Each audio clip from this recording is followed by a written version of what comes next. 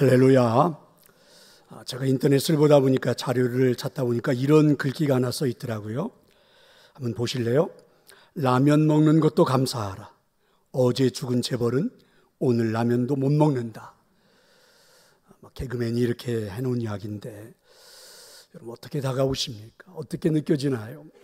일리가 있어 보이죠? 성도 여러분, 인생을 살면서 행복하다고 느꼈던 때는 언제입니까? 또 불행하다고 느꼈던 때는 언제입니까? 일상의 삶에서는 언제 감사하고 또 언제 우울하고 언제 걱정, 근심에 사로잡히게 됩니까? 지난 한 주를 살고 오셨는데 지난 한 주는 여러분의 인생의 삶이 어떠셨습니까? 어쩌면 어떤 분들은 지금 이 나라가 위기 속에 있다 해서 경제적인 어려움을 겪고 계신 분들이 계시겠지요. 그럼 한번 생각해 볼래요? 그 경제적인 어려움이 해결되면 마냥 행복할까? 경제적인 어려움이 해결되면 마냥 감사할 수 있을까? 그러면 이와 같은 위기가 오기 전에는 우리는 행복하며 감사하며 살았던 건가? 인생을 살다 보면 그죠? 모르는 사이에 나이가 들고 또 오랜 세월 살아온 삶의 흔적이 몸이 여기저기 아프게 되고 또 질병들을 끌어안게 되죠. 그래서 고통스러운 날들을 보내는 분들이 많이 계실 겁니다. 한번 생각해 볼래요? 지금 여러분 그 병든 몸이 나으면 마냥 행복하고 마냥 감사할 수 있을까? 그러면 정말 건강하고 젊었던 그 시절에는 마냥 행복하고 마냥 감사하며 살았던 건가? 펄벅의 대지에 보면 이 왕릉이란 사람과 그의 아내가 젊은 시절 죽을 고생을 해서 부자가 됩니다. 그런데 어느 날 아내가 부엌에서 밥을 지으면서 넋두리를 늘어놓습니다. 그때가 좋았는데 무슨 말씀입니까? 도대체 그때가 언제입니까? 함께 고생하며 함께 힘들게 살았던 시절이거든요. 하지만 서로 사랑했던, 하지만 서로 위로를 주고받으며 열심히 살았던 그때, 비록 힘들었지만 고생스럽지만 그때가 행복했다는 이야기겠죠. 이렇게 놓고 보면 우리가 너무 중요한 것을 놓치고 인생을 살아가고 있는 것은 아닐까? 그렇습니다. 감사라는 것, 행복이라고 하는 것은 과거형이 아닙니다. 그렇다고 미래형도 아닙니다. 철저하게 현재형입니다. Now in here. 행복은 지금 여기에서, 감사는 지금 여기에서. 그렇죠? 어떤 상황 속에서도 말입니다. 1분의 기적이라고 하는 우리 인체에 대한 재미있는 글이 있습니다. 우리들의 이 뇌는 1분에 6조 개의 명령을 주고받고 한다고 그러죠. 6조라는 숫자를 셀 수도 없을 것 같은데 그렇다고 합니다. 우리들의 성대는 1분에 1만 번 진동을 한다고 그러죠. 그리고 우리 몸의 세포는 1분에 4만 개가 떨어져 나가고 또 4만 개가 재생이 되어진대요. 만약에 4만 개의 세포를 과학적으로 만들어서 우리 몸에 이식한다면 도대체 돈이 얼마나 들까? 하루에 우리들의 머리카락은 100개가 빠지고 100개가 다시 난다고 그러죠. 머리카락 하나를 심는데 얼마쯤 합니까? 한 3,000원쯤 한다고 하면 여러분 하루에 30만 원씩 가만히 있어도 버는 겁니다. 한 달이면 900만 원, 1,000만 원 가까이 버는 거죠. 우리들의 세포를 만지면서 우리들의 머리카락을 만지면서 그저 고맙다, 감사하다 이렇게 말해야 되는 것이 아닐까. 우리 몸 안에 있는 핏줄을 다 한 줄로 늘어놓으면 10만 킬로가 된다고 그러죠. 지구 2바퀴 반을 도는 거리래요. 그리고 우리 몸 안에 있는 피는 하루 2억 7천만 킬로미터를 달린다고 그럽니다. 2만 3천 번 우리가 하루 숨을 쉬고 심장은 하루에 10만 번 박동을 한다고 그러죠. 그렇게 움직여야만이 우리 몸 안에 있는 세포에 골고루 이 핏줄을 통해서 피가, 혈액이 영양분을 공급해서 살아갈 수 있다는 거죠. 그러니까 우리도 모르는 사이에 지금 우리 몸 안에는 우리가 생명체로 살아있게 하기 위해서 놀라운 일들이 지금 벌어지고 있는 거죠. 생각해보면 현재 내가 살아있는 것은 기적입니다. 아무것도 아닌 인생처럼 느껴진다 할지라도 내가 숨쉬고 보고 느끼고 일하는 것 자체가 기적입니다. 다시 말하면 내 삶에 펼쳐지고 있는 여러 환경에 상관없이 충분히 감사해야 된다는 말이죠. 내 삶에 펼쳐지고 있는 여러 환경에 상관없이 그저 오늘 살아있음에 행복하다고 고백하며 사는 게 맞다는 말입니다. 왜 그렇습니까? 하나님이 오늘도 우리에게 기적 같은 삶을 선물해 주셨기 때문입니다.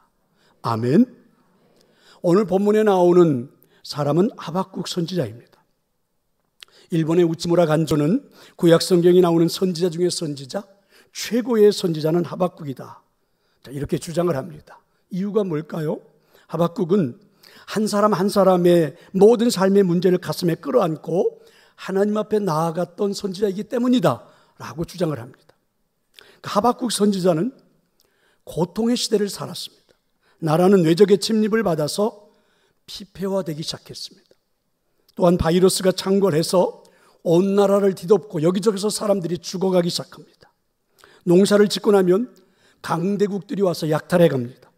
전쟁에서 패한 대가로 젊은이들이 포로로 끌려갑니다. 이런 고통 속에서 하나님의 자녀들은 어떻게 살아야 하는 것일까?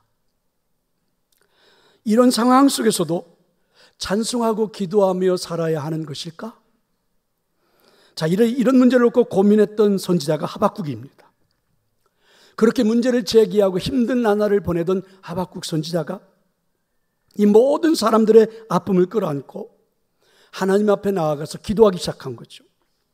기도하면서 하나님의 임재가 체험되어졌던, 그래서 그 하나님의 임재를 체험하고 그가 노래를 하고 외치기 시작했던 것, 그게 이제 오늘 우리가 본 하박국 3장의 말씀입니다. 그래서 1절에 보면 이렇게 말하죠. 시기 온옷에 맞춘 선지자 하박국의 기도라. 시기 온옷, 어떤 학자는 악기에 맞추어서 연주하는 것 자체를 시기 온옷이라 이렇게 해석하는 분들도 있고, 시기 온옷을 어느 학자들은 조금 더 연주하면서 막 절정에 올랐을 때, 우리 찬양대들도 찬양할 때 막 클라이막스가 있잖아요. 그 클라이막스에 올랐을 때 그 상황을 시기 온옷이라 이렇게 말한다고 하죠. 그럼 이렇게 상상해 보면 좋을 것 같아요. 나라가 강대국들이 벌이는 전쟁의 소용돌이 속에 빠져가지고 망해가고 있는 겁니다. 설상가상으로 전염병이 창궐해서 사람들이 여기저기서 죽어갑니다. 농사 지은 것을 약탈당하고 있는데도 거기에서 도와줄 만한 병사들이, 군인들이 하나도 없습니다. 내 자녀들이 전쟁에 나갔는데 전쟁에서 패해가지고 노예로 끌려갔다는 암울한 소식이 들려옵니다. 이 시련 앞에서 오로지 기댈 수 있는 것은 하나님밖에 없다. 그래서 가슴을 쥐어 뜯으며 그 모든 아픔을 가지고 하나님 앞에 나아가서 기도하기 시작한 거예요. 그랬더니 그 순간에 하나님이 임재가 체험되어집니다. 임재하신 하나님을 체험하자마자 하박국 선지자가 외치기 시작하죠. 마치 시기 온옷, 어떤 한 음악의 연주가 절정으로 올라가는 것처럼 서서히 더 강력한 은혜가 내게 체험되어지고, 그리고 그 절정의 순간에 나뿐만이 아니라 온 회중들도 함께 찬송하고 기도하기 시작한 겁니다. 그랬더니 그때 내 삶의 모든 그 안고 있는 문제들이 하나님 앞에 다 상달되기 시작하고, 그러면서 하나님 앞에 상달되었던 내 인생에 찾아온 문제들이 하나도 없이 다 사라지기 시작하는 거예요. 물론 현실은 달라진 게 없지만 그런 말씀입니다. 성도 여러분, 저는 오늘 예배하는 이 시간에 그런 역사가 일어나기를 소망합니다. 현재 삶에서 고통당하는 많은 문제들이 있지만, 산숨이 절로 나올 수밖에 없는 그런 상황들이 펼쳐지고 있지만, 누구에게도 말할 수 없어서 그저 가슴 아픈 사연을 끌어안고 오늘 예배 자리에 나왔습니다. 이 모든 문제를 끌어안고 울면서 하나님 앞에 나온 거예요. 기도의 자리에 앉은 겁니다. 그리고 예배하기 시작한 거예요. 그랬더니 하나님의 임재가 왠지 모르게 서서히 느껴집니다. 그 느껴지는 하나님의 임재를 체험하면서 내 마음을 열고 더 뜨겁게 찬양하고 기도하고 하나님의 말씀을 들으면서 아멘 할 때에 더 깊은 임재가 체험되어지고 이내 한 절정의 순간에 내 가슴 속에 나도 모르게 큰 역사가 일어나는데 내 인생에 찾아온 모든 문제가 하나님 앞에 다 상달되어지는 것 같고, 그리고 내 인생의 삶에서 그 모든 문제들이 사라져버리는 그런 은혜가 체험되어지는 거죠. 오늘 예배 시간이 저는 그런 역사가 있기를 소망합니다. 물론 현실이 달라진 것은 아닙니다. 당시 유대 나라는요, 지금 우리나라와 같은 남북으로 나라가 분단되어져 있었습니다. 그러면서 서로 남북은 으르렁거리며 적대감을 가지고 동족이지만 늘 전쟁을 일삼으며 살았던 그런 민족, 우리와 비슷하죠. 그런데 어느 날 이 북쪽에 있는 북왕국이 아수르라는 나라에 패망을 해버리고 말았습니다. 북쪽이 망한 모습을 보고 남왕국에 있는 유대 땅의 사람들이 이렇게 말하기 시작했습니다. 꼴 좋다. 너희들은 예배드릴 성전도 없지, 하나님 앞에 예배도 드리지 않았지, 예배를 드리지 않은 너희들을 볼 때마다 나는 망할 줄 알았다. 비웃기 시작했습니다. 그리고 남왕국 사람들은 이야기하기 시작해요. 우리는 예배드릴 성전도 있고 우리는 예배도 드렸기 때문에 우리 인생에 찾아오는 모든 일들을 하나님은 보호해 주실 거야, 하나님은 전쟁에서 도와주실 거야, 이렇게 말하기 시작했죠.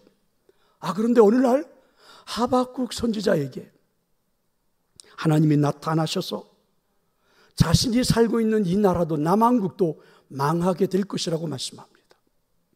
비참하게 패망하는 장면도 보여줍니다. 그게 오늘 우리가 읽고 있는 3장 2절에 나오는 말씀, 여호와여 내가 주께 대한 이 소문을 듣고 놀랐습니다. 그러니까 하박국 선지자는 이 소문을 듣고 놀랐다는 거죠. 오전에는 설상가상 역병이 그 앞에서 행하며 불덩이가 그의 발밑에서 나오는도다, 역병, 바이러스, 연병이 온 나라를 강타하게 된다는 거죠. 결국 남왕국도 북왕국처럼 전쟁에서 패하게 되고 바이러스로 인해서 큰 혼란을 겪고 우리도 다 죽어가게 되고 멸망하게 될 거다. 이 소식을 들은 하박국 선지자가 놀란 모습을 매우 구체적으로 표현한 게 오늘 우리가 읽었던 16절의 말씀인데, 이렇게 표현되어 있습니다. 내 창자가 흔들렸고 그 목소리로 말미암아 내 입술이 떨렸도다.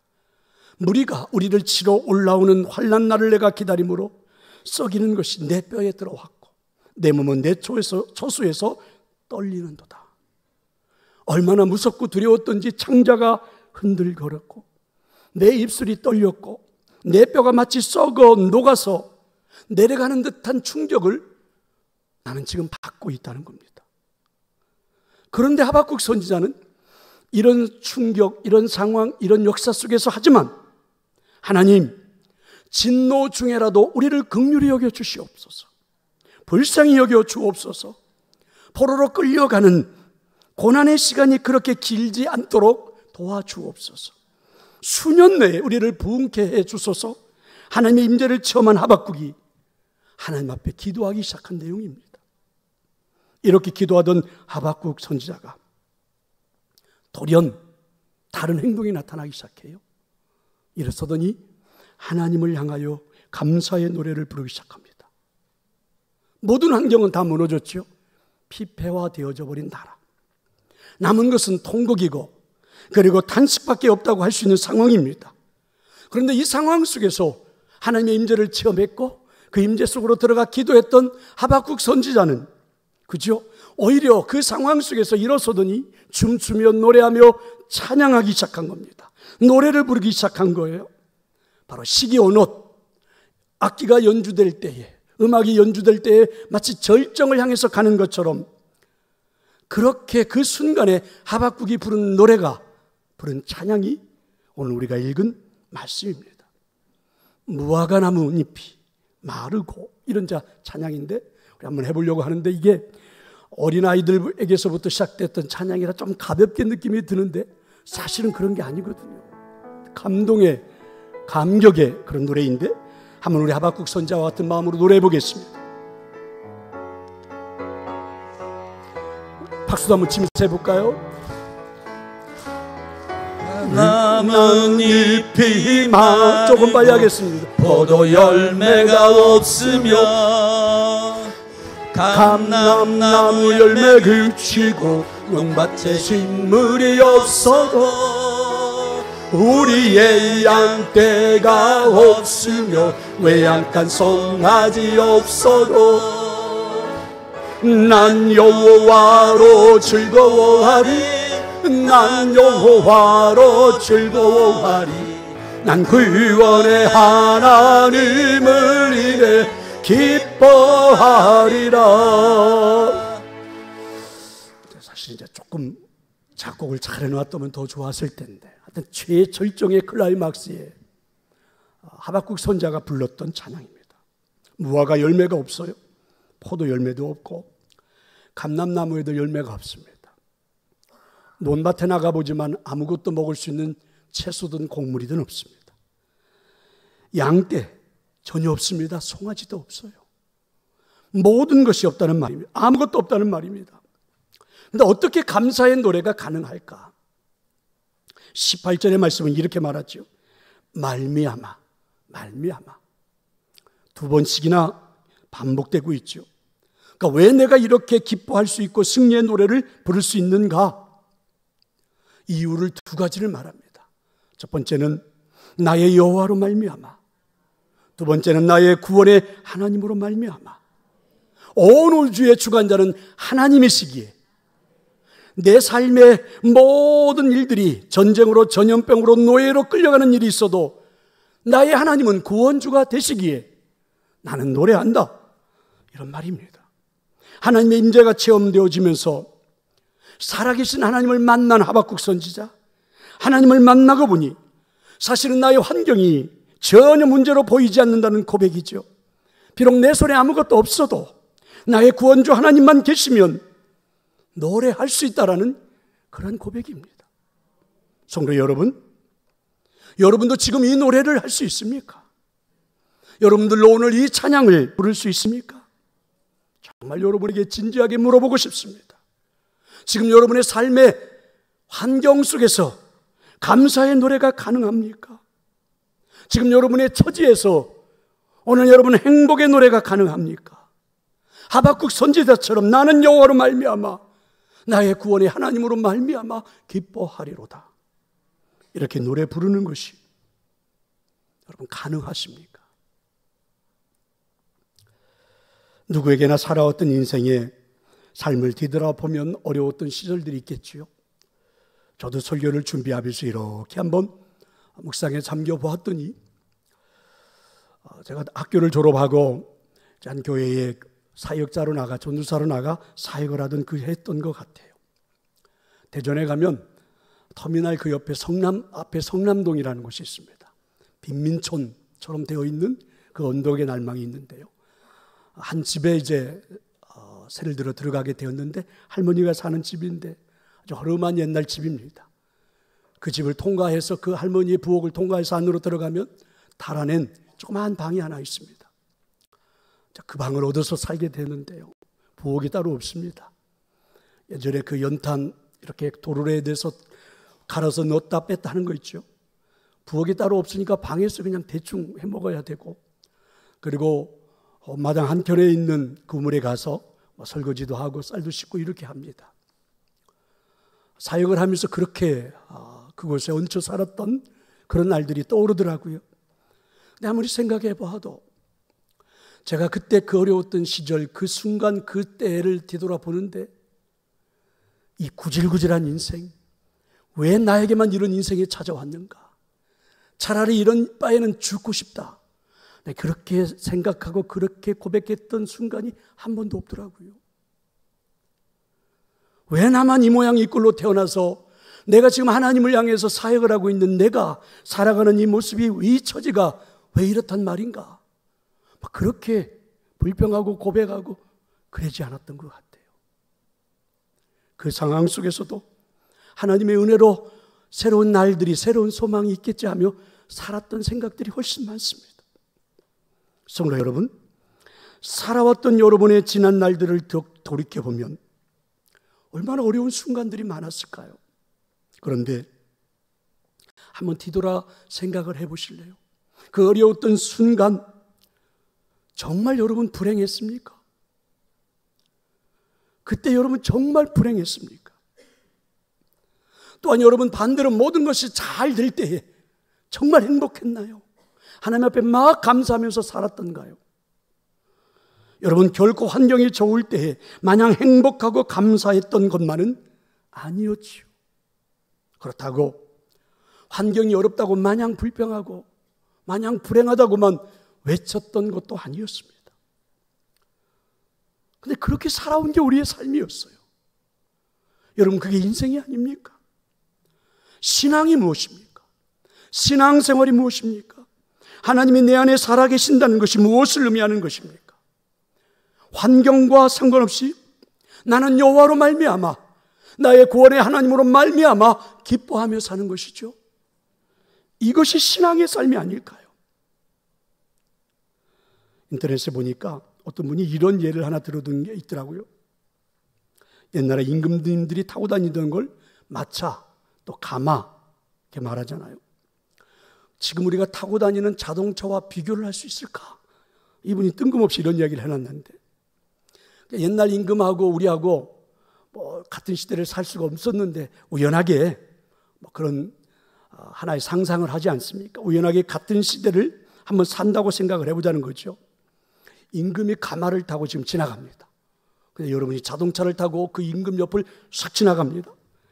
임금의 눈이 왕방울만 해졌습니다.